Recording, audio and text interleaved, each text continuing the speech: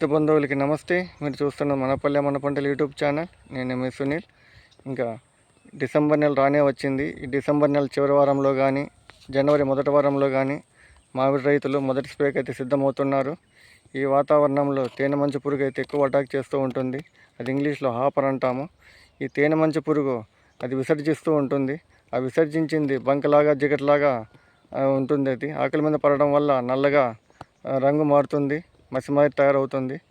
ఇంకా నిద్రా వ్యవస్థలో కొన్ని పురుగులు కానీ ఉంటాయి, దోమలు కానీ ఉంటాయి. ఇంక పూత వచ్చే ముందు అయితే స్ప్రే అయితే చేసుకుంటారు.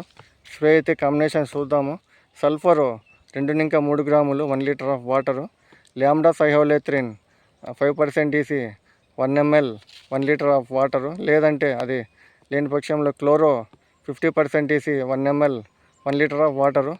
దాంట్లో దోమ కానీ ఉంటే థయోమెకాగ్జామ్ 0.3 గ్రామ్స్ స్ప్రే చేసుకుంటారు.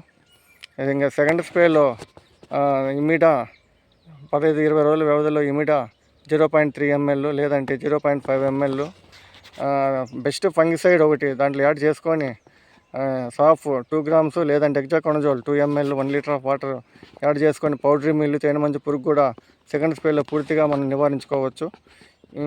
నేను చెప్పిన ఇన్ఫర్మేషన్ మీకు నచ్చినట్లయితే మీరు లైక్ అయితే కొట్టండి. థ్యాంక్ యూ, ధన్యవాదాలు.